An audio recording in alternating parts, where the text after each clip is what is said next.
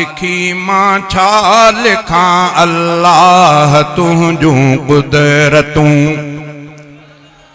छा लिखी मां छा लिखां अल्लाह तुंहिंजूं कुदरतूं।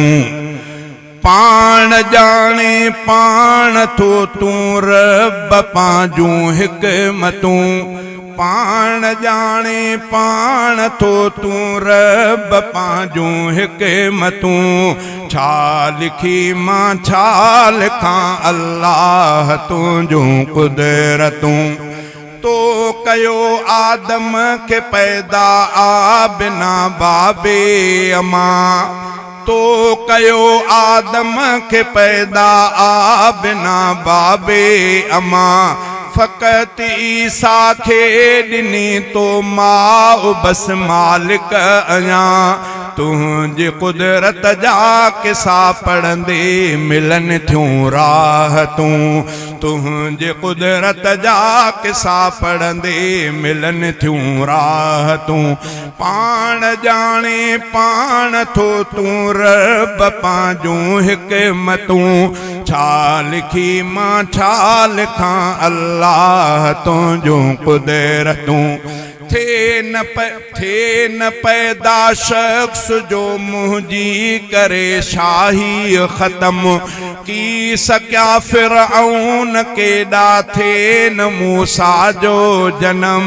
पाले तो फिरऔन जे घर तंहिंखे बख़्शूं इज़तूं।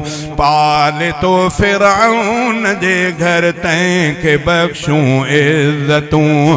पाण जाने पाण थो तूं रब पंहिंजूं हिकमतूं। छा लिखी मां छा लिखां अल्लाह तुंहिंजूं कुदरतूं।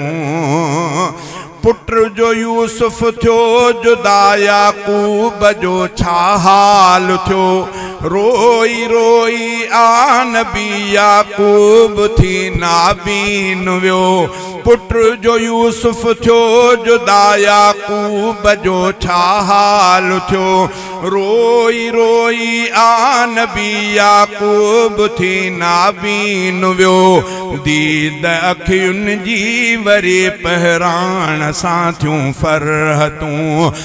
छा लिखी मां छा लिखां अल्लाह तुंहिंजूं कुदरतूं। बाह में उछलियो वयो तुंहिंजे खलीलुल्लाह खे। हुकुम तुंहिंजे रब बिना आ कहिड़ी ताक़त बाह खे। बाह में उछलियो वयो तुंहिंजे खलीलुल्लाह खे। हुकुम तुंहिंजे रब बिना आ कहिड़ी ताक़त बाह खे। अमर तुंहिंजे सां ख़त्म थियूं बाह मां रब फितरतूं। अमर तुंहिंजे सां ख़त्म थियूं बाह मां रब फितरतूं। पाण जाने पाण थो तूं रब पंहिंजूं हिकमतूं। छा लिखी मां छा लिखां अल्लाह तुंहिंजूं कुदरतूं। तो मच्छीअ जे पेट में यूनुस रखियो ज़िंदह मिठा। पो वरी ॿाहिरि सलामत तो कढियो ज़िंदह मिठा। तो मच्छीअ जे पेट में यूनुस रखियो ज़िंदह मिठा। पो वरी ॿाहिरि सलामत तो कढियो ज़िंदह मिठा।